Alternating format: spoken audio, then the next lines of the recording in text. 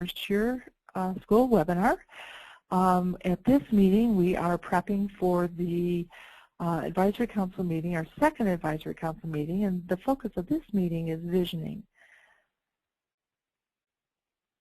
My name is Sue Reynolds. I'm the Executive Director of the American Student Achievement Institute, and it is my pleasure to be talking with you today about this second advisory council meeting. So basically what we'll be doing today is reviewing very quickly the RSC beliefs and process again. We like to do that at the beginning of every webinar. That just kind of puts things in perspective. Then we'll begin doing the prep for meeting 2. So we'll do a walkthrough of the presentation and the discussion. We'll look at the submissions that will come in after meeting 2 and the rubric items for each.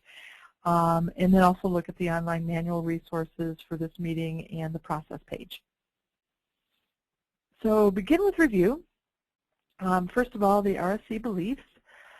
One of our most foundational beliefs is that we believe that school counseling programs help students make sound choices in areas that impact academic success. So this is all about academic success and how school counselors can help kids make good choices that will increase their ability to be successful at school. This is our school counseling pyramid.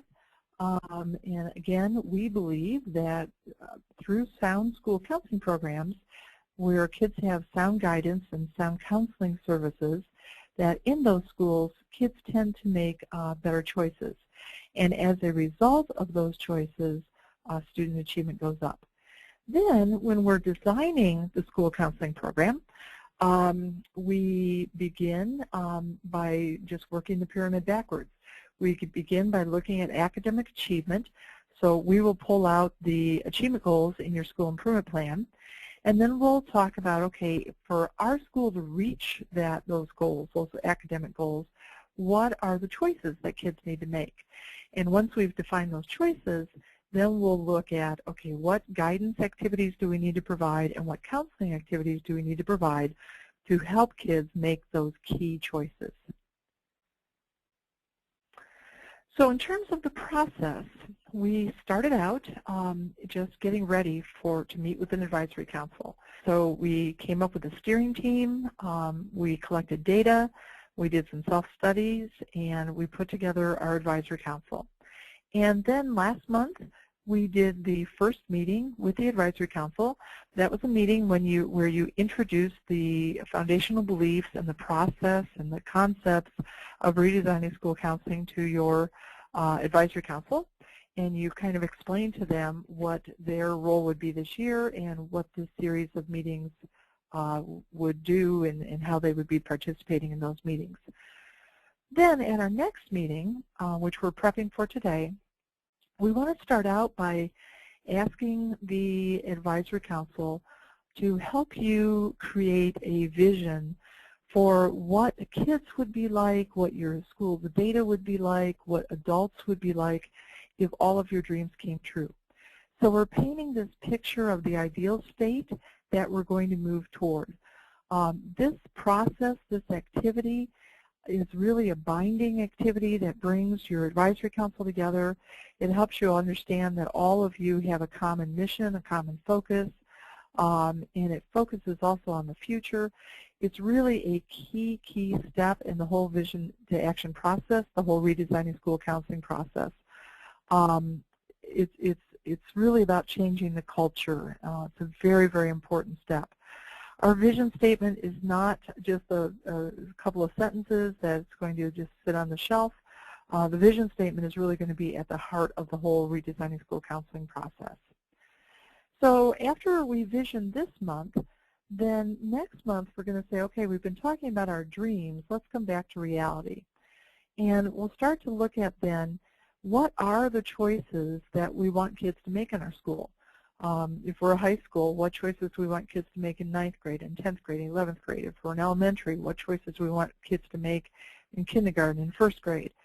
So those choices that we want kids to make will be our program goals.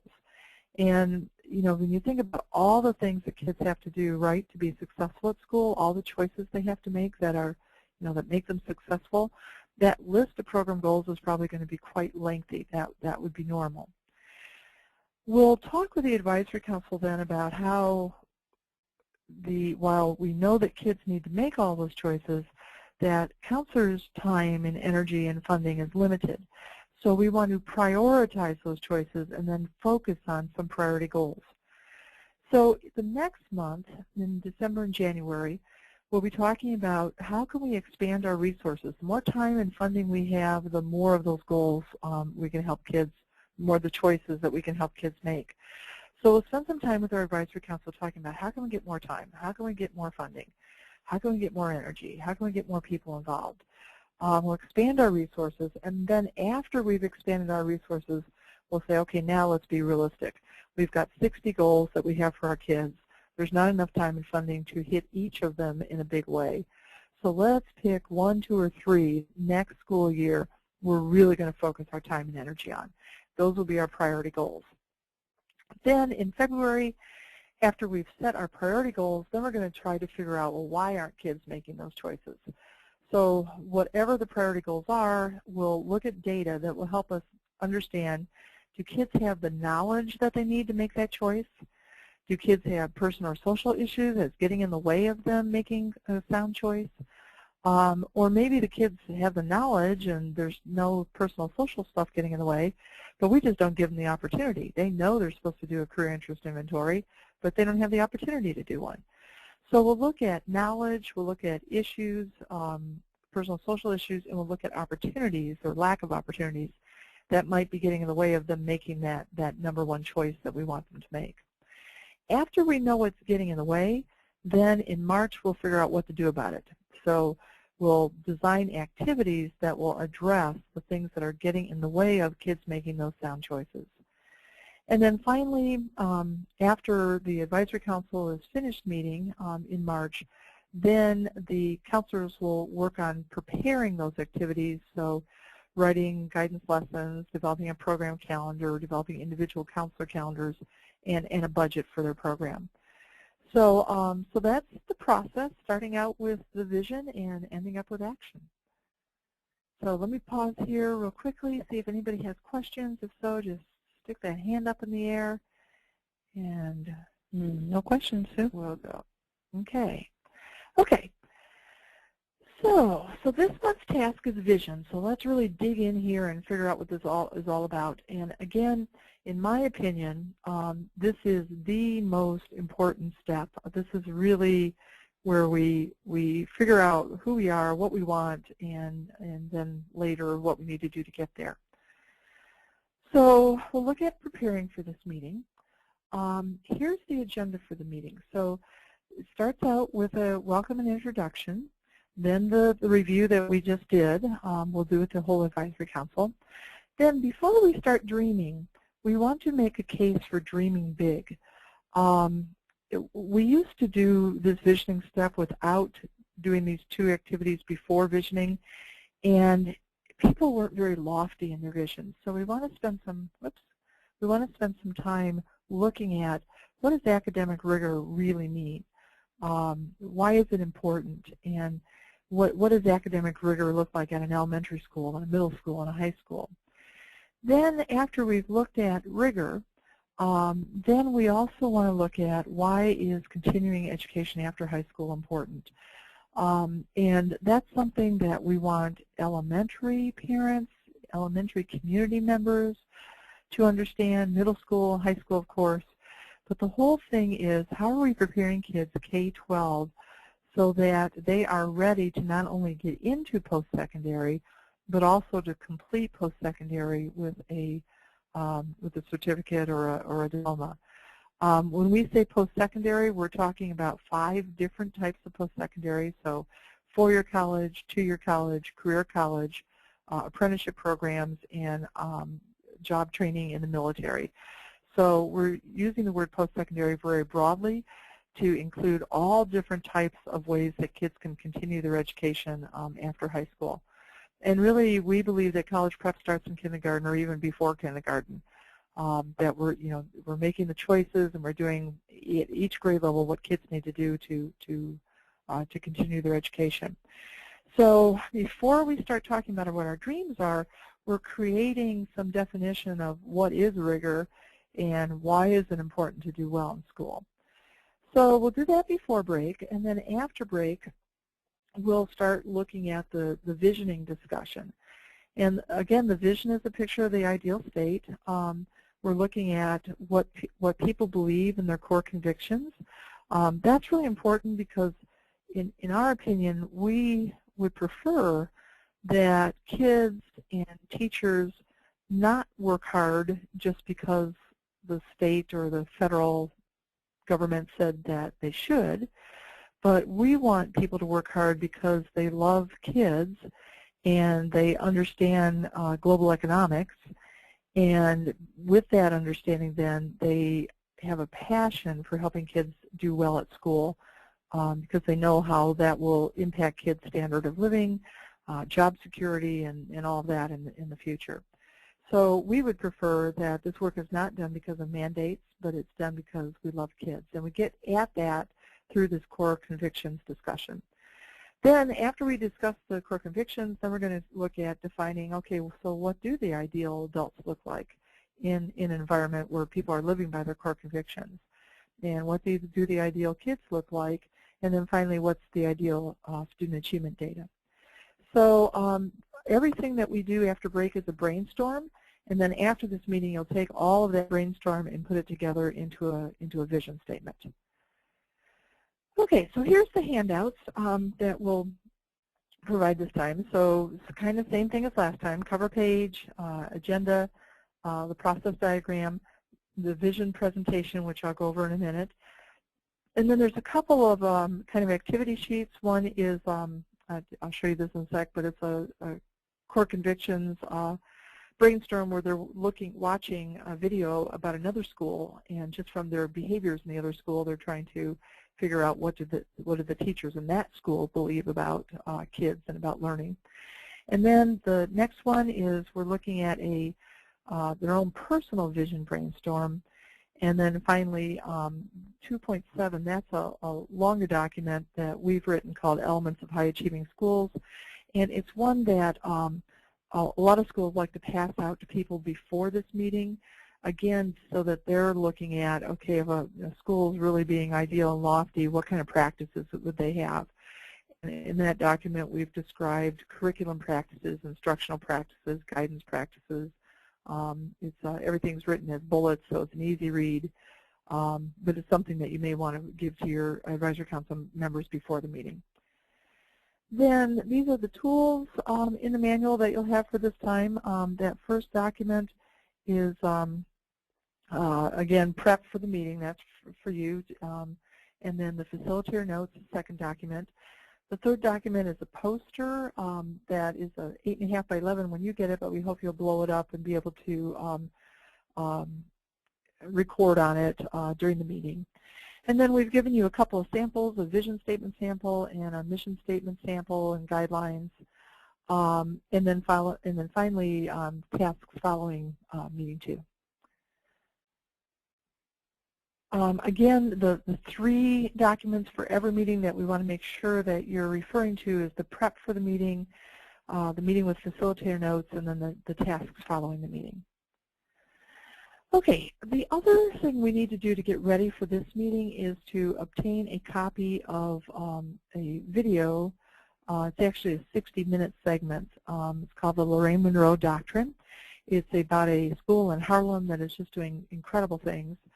And we're going to use that to help people understand that you can tell what's in people's hearts just by watching their behaviors. So you need to get a copy of that segment. One of the ways you can do that is to borrow a tape, a VHS tape from us. So if you'd like to borrow one from us, we'll just mail it to you and you can mail it back. But you can just send us an email to asainstitute.org. Forgot the .org on the end of that, but .org. And then as soon as you've shown it, just please send it back to us. This segment is actually out of print. We can't get any more of these VHS tapes, so please make sure you send it back. Then the other thing you can do, if you'd rather, is you can obtain the video via YouTube. Somebody else, not us, has posted the 60-minute segment has 2 parts on YouTube, and there's the address for each of the parts. So you can get that from YouTube. Okay, so at the end of this month's meetings, just to kind of show you where we're headed, there's 3 documents, 3 submissions that you'll submit. The first one is the vision statement, and here's the rubric items for this one.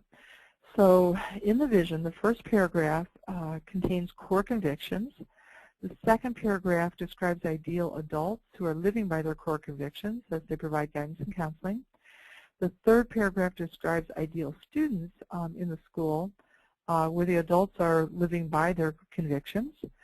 The fourth paragraph describes ideal student achievement data in the school where the adults are living by their convictions.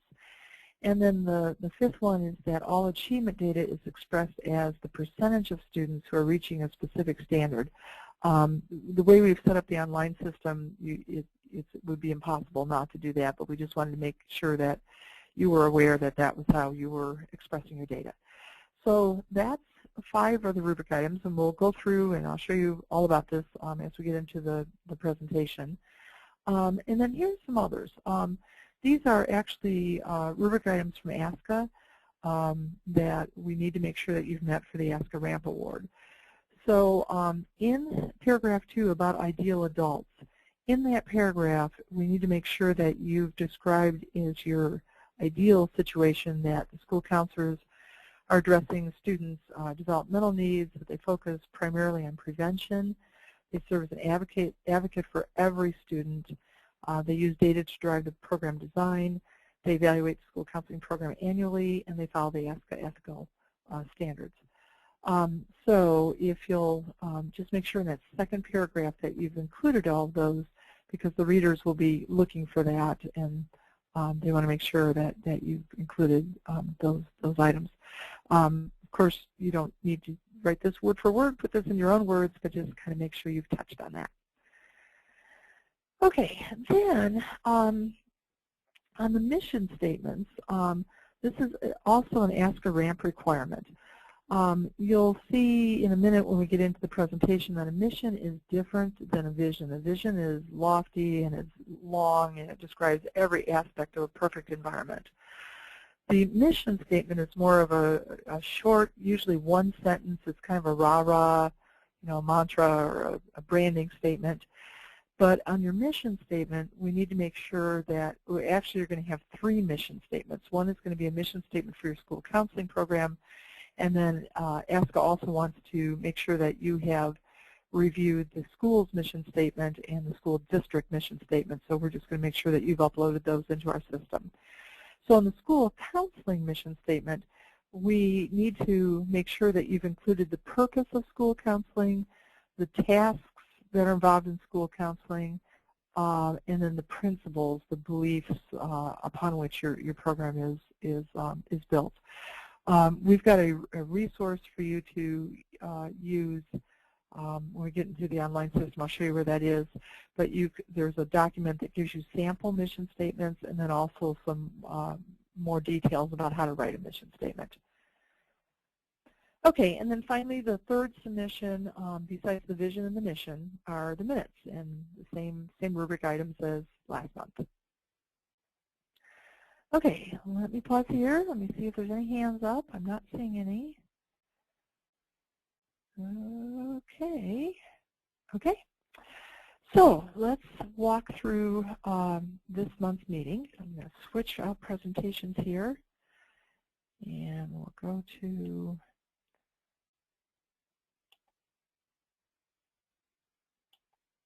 okay.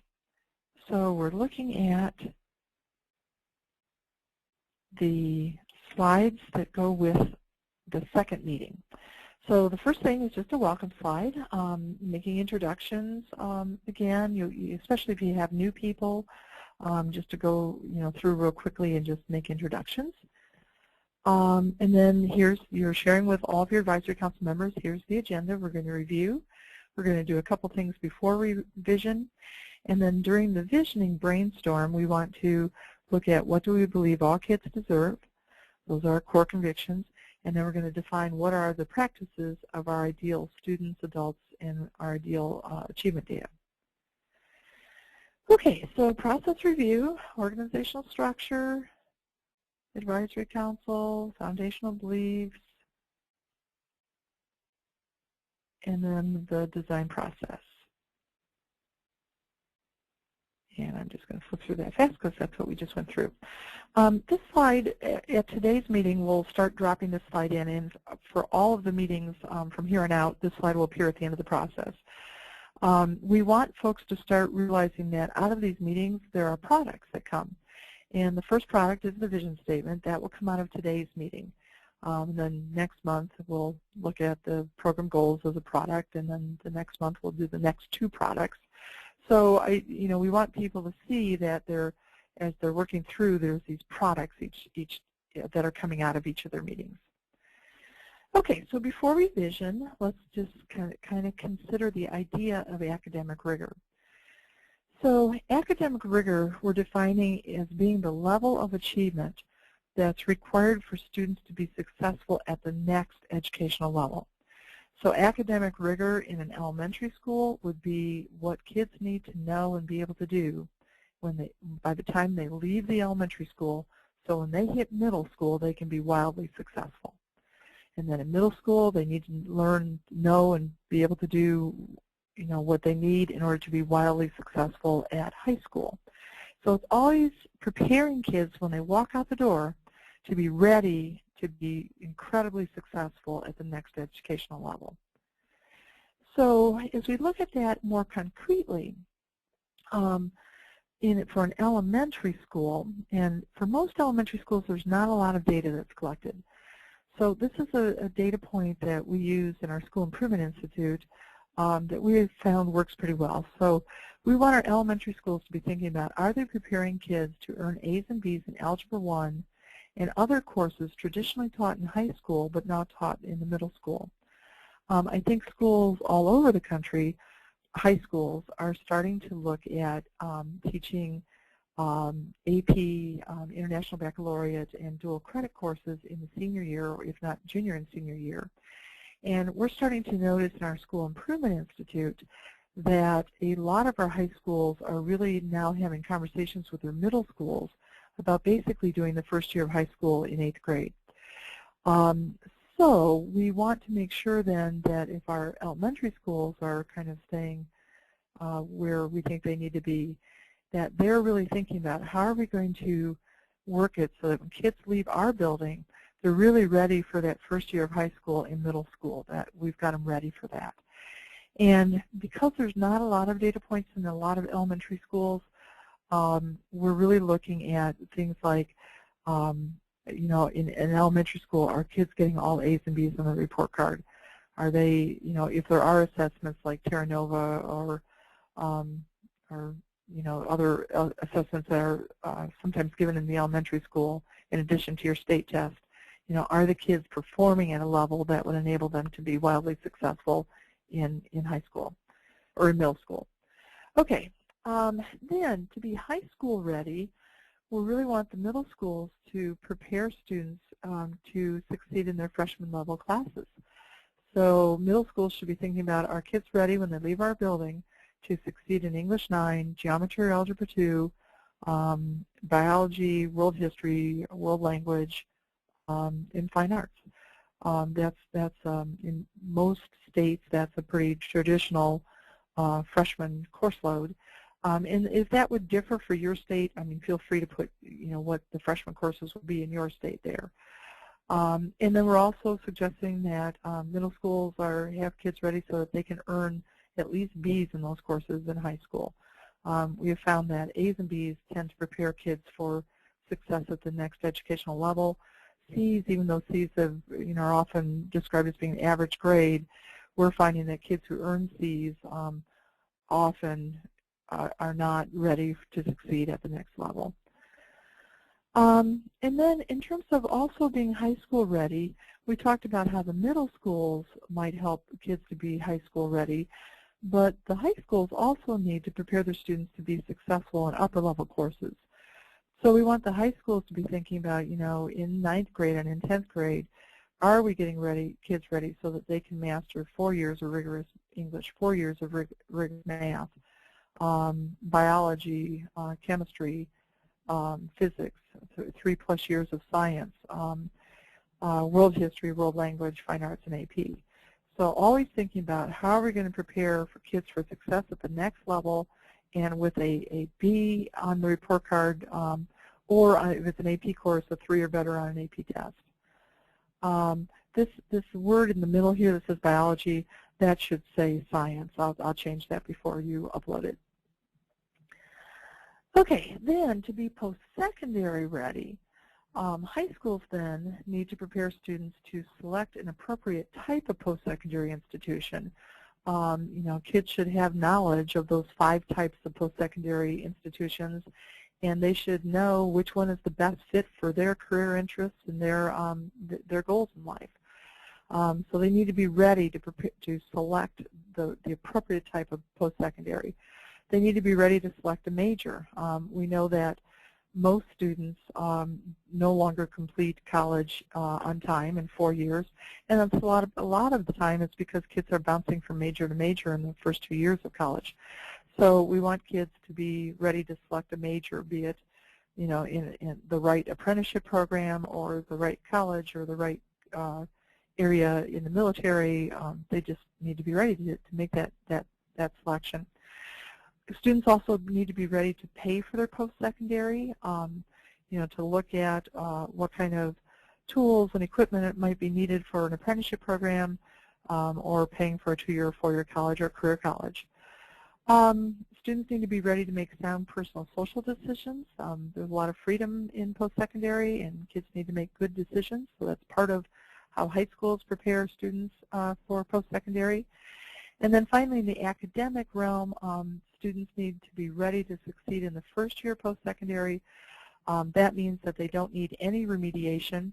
The more remediation students need in post-secondary, the less likely it is that they're going to complete. And of course, kids who drop out of post-secondary, then all they have is a high school diploma and no skills. And often, they also have student loans to pay off. It's just not a good situation. So we want kids to go into post-secondary not needing remediation. And then we have a term we say 15 to finish. We would like kids to earn 15 credits, be ready to earn 15 credits in each semester of college so they can finish on time. And then, of course, we'd love the grades to be Bs or better, and definitely no Ds and Fs. That kids are prepared to earn at least Cs, ideally Bs and As on the report card in college. So with high schools are planning their rigor, you know, we talk so much about doing it, preparing kids academically so they can pass the state test. But really, in our opinion, what we're trying to do is to help kids get ready for post-secondary ed, be it apprenticeship or military or 2-year college, 4-year college, but we're getting kids ready for the next level. So academic rigor, then, that's what it's all about. It's not just about passing the state test.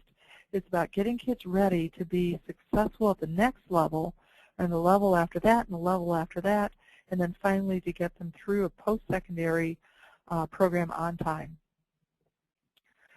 So, and then post-secondary institutions, too, they're thinking about being career ready.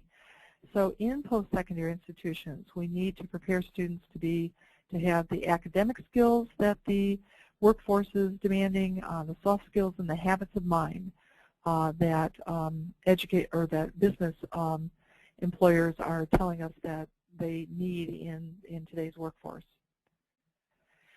And finally, we can't, you know, when we're talking about being career ready, we need to just always focus on helping students at all levels be proficient in science, technology, engineering, and math. We know that to be globally competitive, our country really needs to have proficiency in these 4 areas. So in all levels, kindergarten on through post-secondary, across the country we're seeing, and we think it's a good idea to focus on these 4 areas, the STEM courses. Okay, so let me just pause real quickly. Any questions there? Okay, not seeing any hands. Okay, so next thing is just looking at real quickly the rationale for increasing post-secondary success. We are all educators, and we've probably all been college educated. To us, this is maybe a no-brainer. But for a lot of parents, what we hear is, they'll say to us, "I didn't go to college, and I'm fine." So we really need to help folks understand how, in today's world, a high school diploma really does not prepare you for a career. It's a stepping stone to a career, but it's not an end-all. And a lot of our schools have adopted the slogan Diploma Plus or High School Plus, is just being their culture, that if you go to their high school, you are continuing your education after high school. And it's no longer okay to just have a goal to get a high school diploma, but we have to have a high school diploma plus college or apprenticeship or military or something else. Okay, so before revision, let's look at why it's important to have post-secondary. And again, these may be things that your parents and your community who are advising you aren't aware of. So we know that with more education comes more income. Those are the different levels of education and what a weekly income would be. So you can see that a student with just a high school diploma is making, on an average, $626 a week, where with a bachelor's degree, that is coming close to doubling that number, $1,025. It's interesting to me to look at these numbers over a lifetime of working. The average number of years that someone works is 42 years. So if you add the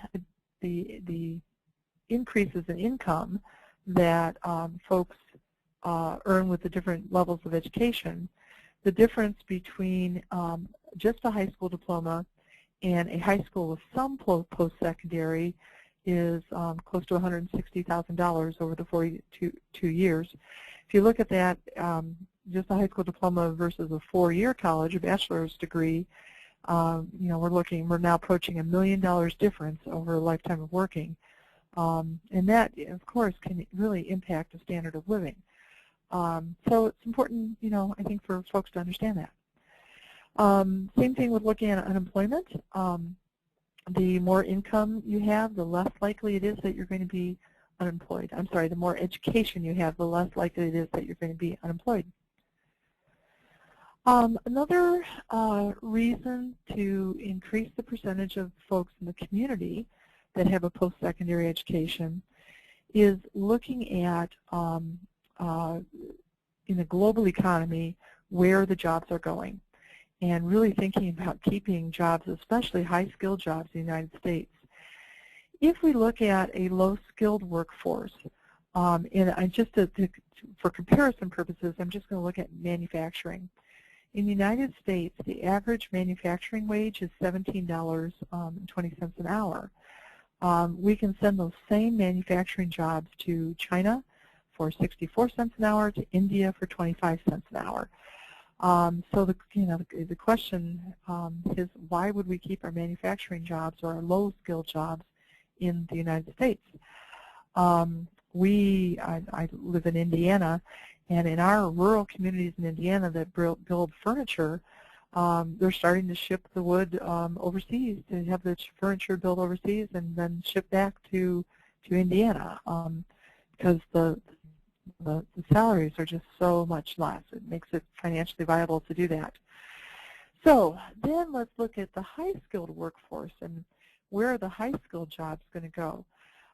If we look at the TIMSS international ranking for math, and if we look at that, China is ranked #1. USA is ranked 9th. So again, if we're an employer who has some high-skilled work that we need to do, and we can send that work to a different country that has higher academic skills than our students have, we're starting to now lose some of those jobs as well for our country. The one thing that we have had in the United States that we do kind of lead the world on is the creativity of our workforce.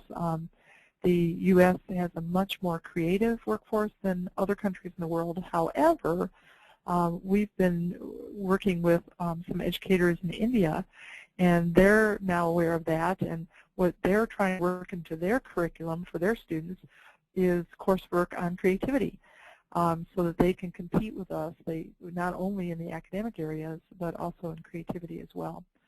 So kind of an interesting thing, and in terms of a business benefit, even a local economic benefit, the more we can educate our communities, students, the better off I think your local community is going to be. This is a good point that I've found really interesting.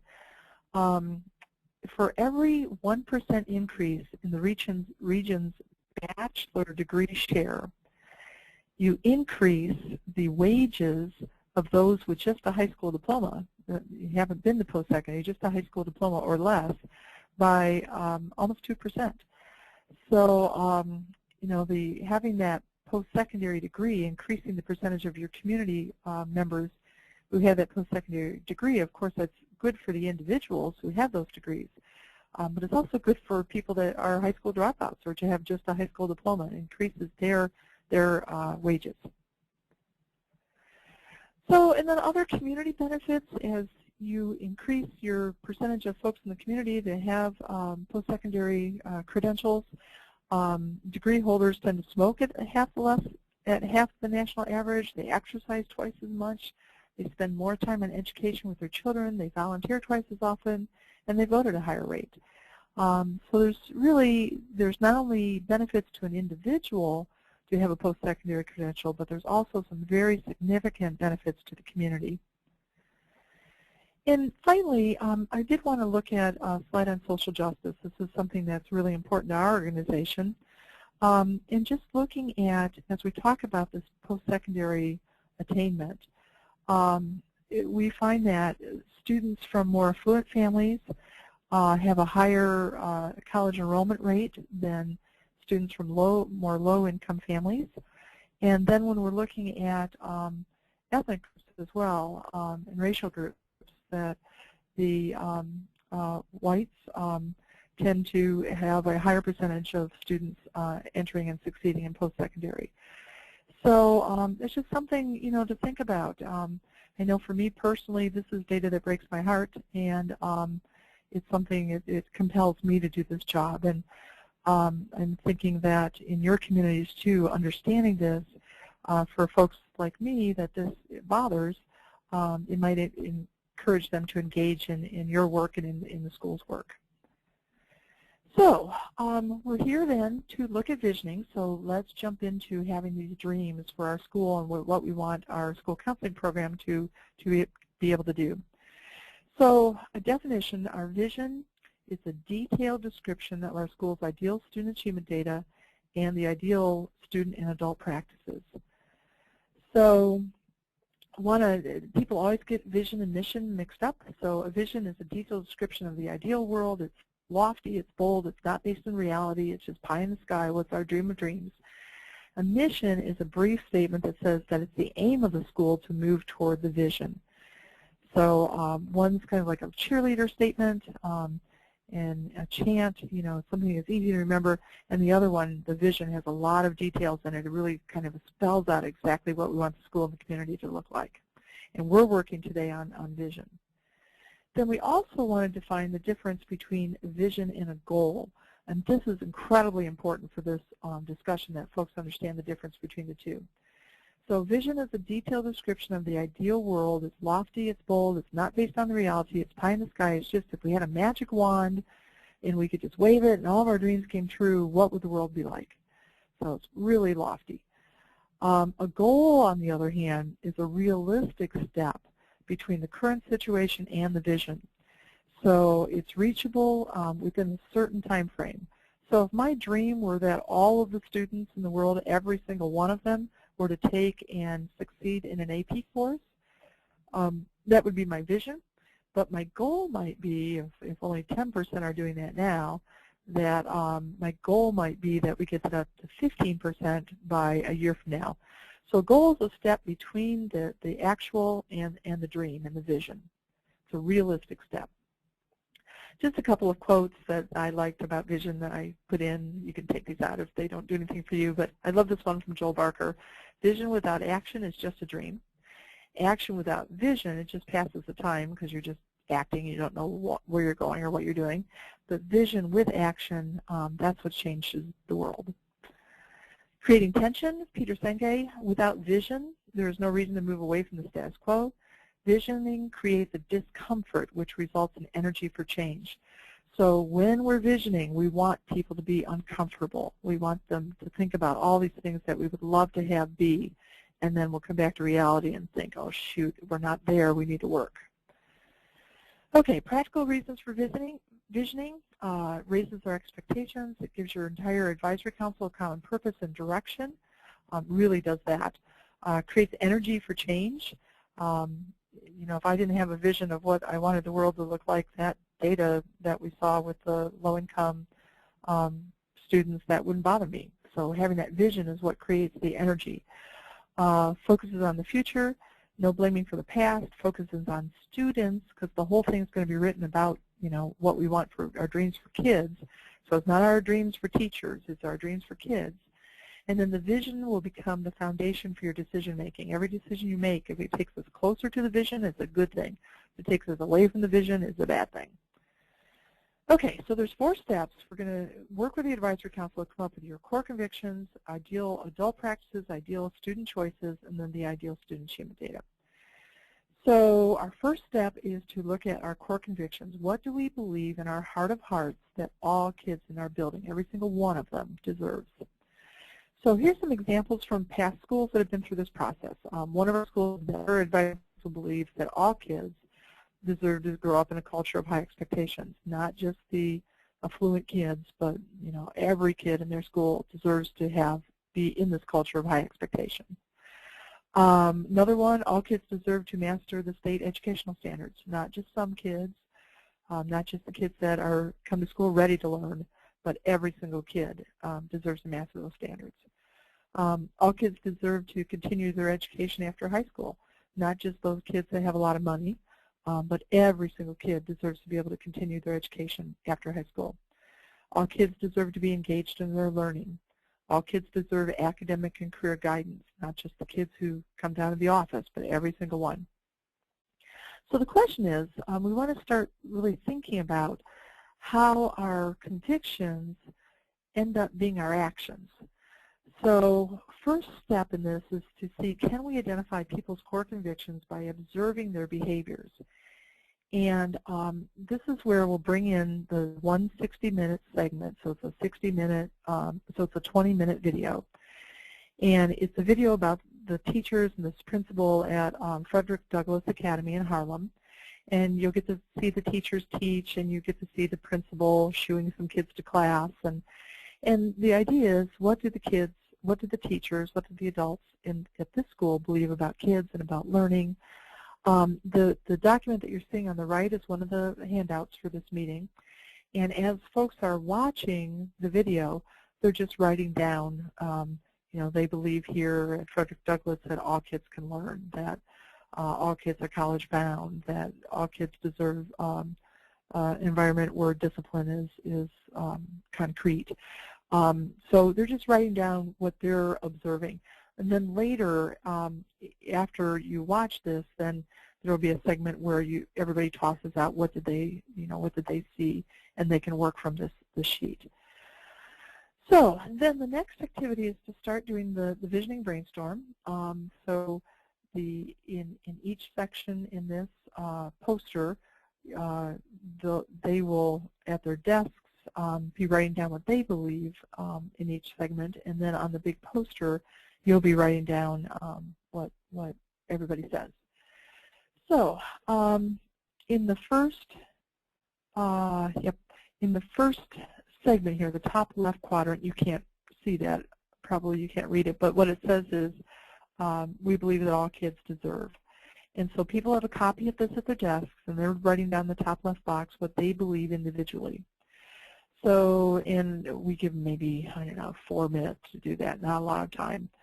Then we interrupt and say, you know, when you're considering what all kids deserve, consider all 7 of these areas. What do all kids deserve in terms of guidance, counseling, the expectations we hold of them, the curriculum we give to them, the instructional practices that we give to them, the assessments that we do, extra help that we provide, and then their learning environment.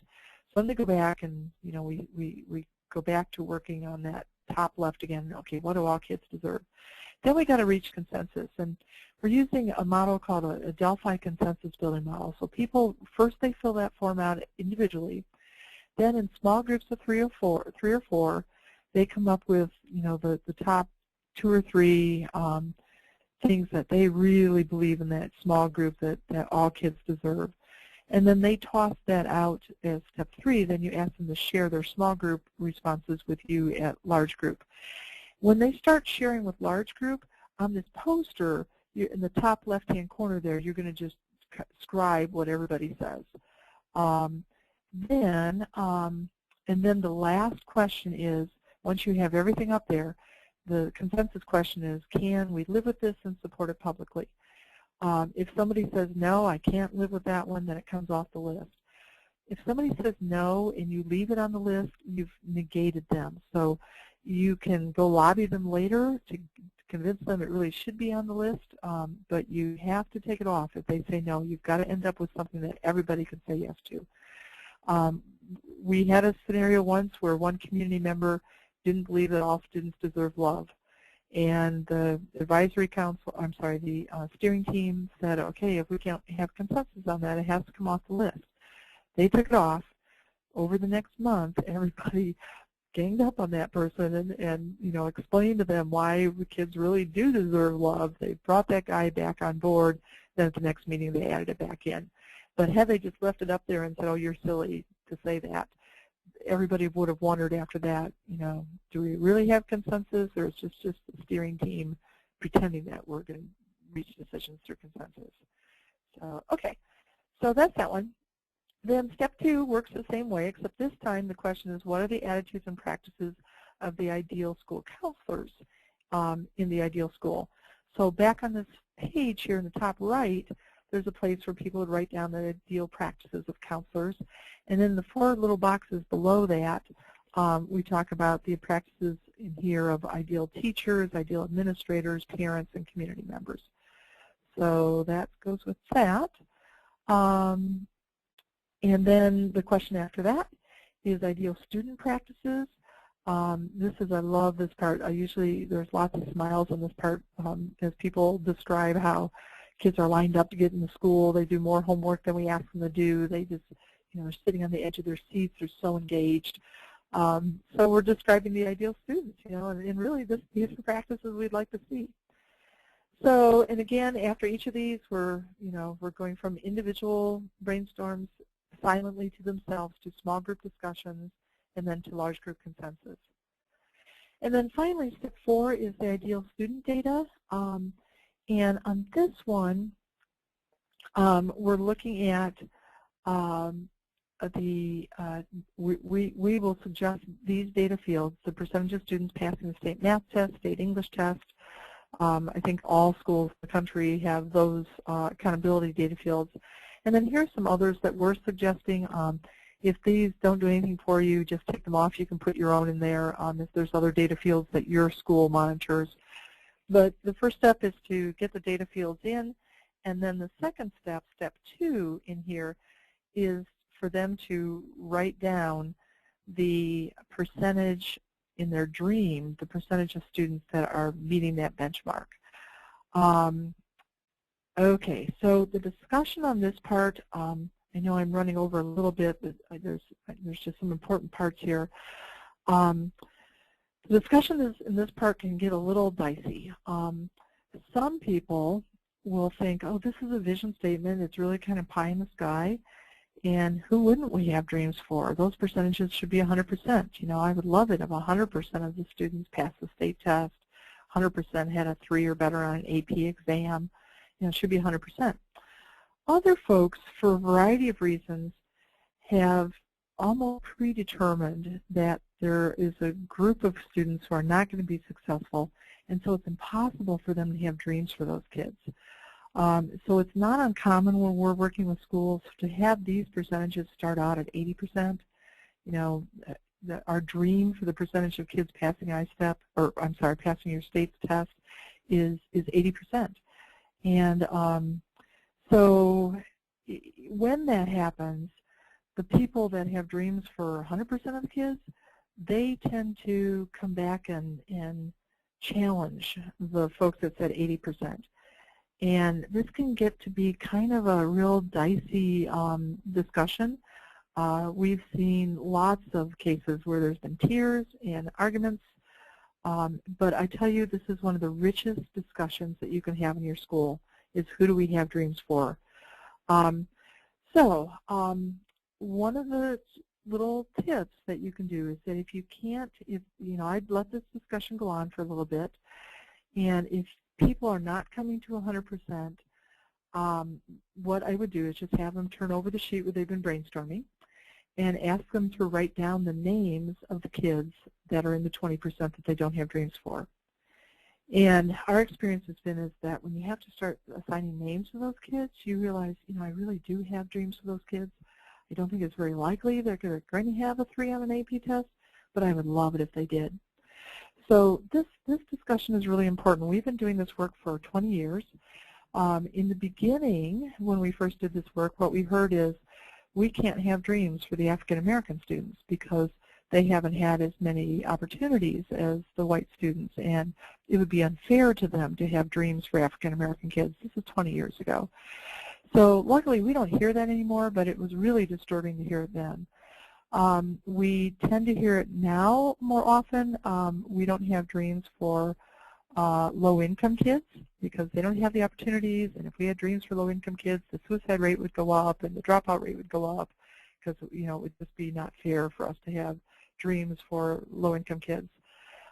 More recently, we've heard about special ed kids, and in the urban areas, we often hear this about mobile kids. We can't have dreams for our mobile kids. And our point is that if we can't dream it, we're never going to reach it. If, years ago we didn't start having dreams for African American students, there's no way where we would have opened the doors and provided the services that needed to be provided. And same thing for our low-income kids, same thing for our mobile kids. So this really kind of spells out, who do we have dreams for? And I think for each of us, there are groups that we don't have as high dreams for. For me personally, I found as I started doing my soul searching that I had lower dreams for my troublemakers that I taught. And I had to stop and say, no, I have to have just as many dreams for the kids who are disengaged in the back of the room, misbehaving, as for the kids who are engaged and, perfect students in the front of the room. So, so anyway, so it's a really, really rich discussion, and I encourage you to spend some time on that one. Okay, so, but I warn you ahead of time, this discussion, this is the most difficult discussion to have in this whole process because it's really into people's hearts and soul searching, what do I believe and who do I have dreams for, and it can be difficult. What you can do also to help this discussion is to keep emphasizing that this is a dream, pie in the sky, not based in reality. This is just, if we love kids, who do we have dreams for? Is it 100% or is it just some? So one other thing, I know I'm going on and on this one, but the other thing is that if we don't have dreams for kids, we don't open doors for them. If we don't believe that all, that all kids can succeed in a rigorous curriculum, number one, we're not going to provide a rigorous curriculum for all kids, and number two, we're not going to give kids extra help they need to be successful in those courses. So anyway, so this is a really, really important discussion.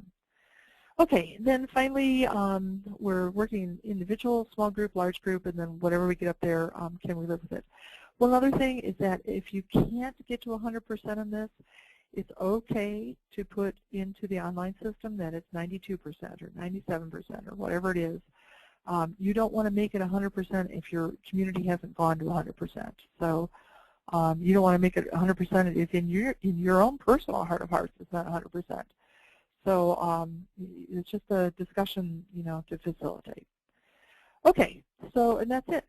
Then we're thanking people for all of their input and letting them know that at the next meeting you'll come back with a vision statement that's based on all the ideas that they shared with you.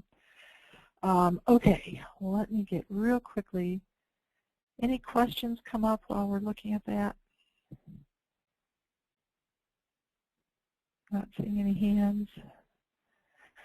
Okay, let's go to the online system and we'll get this wrapped up. Let's see. Oops.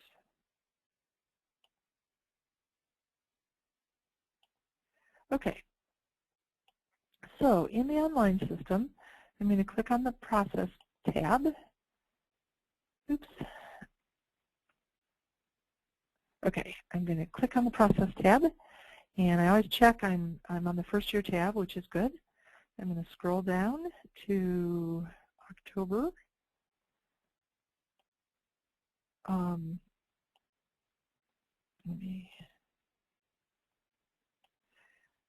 Okay, so in October, this webcast that we're doing right now will be posted as step 1.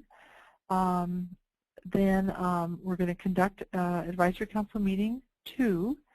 And that one, if you click this little manual icon, that'll open up the manual section that corresponds with meeting 2. I'm going to open the vision statement and enter the components of the vision statement. So I'm going to click on Enter.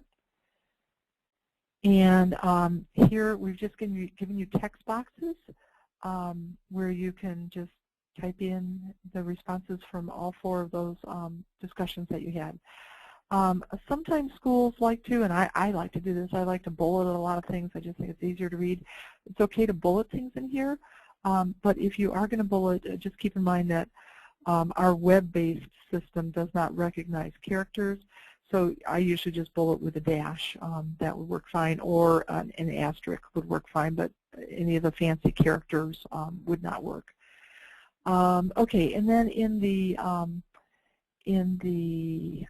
data section, we've given you blanks that look like this. The percentage of students who graduate from high school in 4 years. And then whatever your vision data is, 100% or whatever. And then if you probably, if you need more than 5 things there, just add data fields and it'll open up more boxes for you. So just enter those things and then save. If I go back, then after you have them all entered, vision statement, here's the report, and this report, you can see how it starts out. What you type will go in here. It'll have your school's name at the top, and then you can print that report as your vision statement to take back to your next meeting. Mission statement, here is that little button where you can download our tips on how to write a mission statement. There's also some sample mission statements there. And then this is where you would enter your mission statement, and then the report icon, meeting 2 minutes, and then make sure you check the rubric items as well. One other thing, let's go back up very quickly to the manual.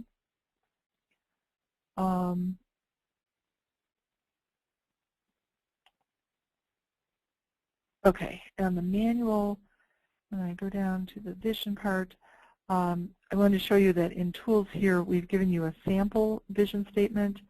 And if I click on that, my computer's been really slow today. I hope this will open quickly. Well, I don't want to take time, but you'll see that when you open that sample, there it is. When you open the sample up, this is what it will look like. So we believe all students deserve, and this is kind of a combination of lots of different vision statements that have been turned into us over the years. The first paragraph is describing the convictions. Second paragraph is the ideal adults. Third paragraph is ideal students, and then the achievement data. So, okay, I think that's it. Let's go see if anybody has any questions. If not, we're a little bit over. I apologize for that, but I'm not seeing any hands up. I'll just wait a minute. Okay. Okay, so that's great. Sharon, if you want to call me right after this meeting, we'll talk, and everybody else will catch you next month. And please, right now would be a great time to just go open up and register for the rest of the webinars for this year to make sure that you're getting the reminders on that. So, okay, thanks everybody, and we will see you next month. Good luck this time, and have fun with this vision meeting. It's one of my favorite meetings. It's very positive and uplifting as you're talking about the ideal state. And then next month we'll come back to reality and start looking at choices that kids need to make to get to this dream. Thank you so much.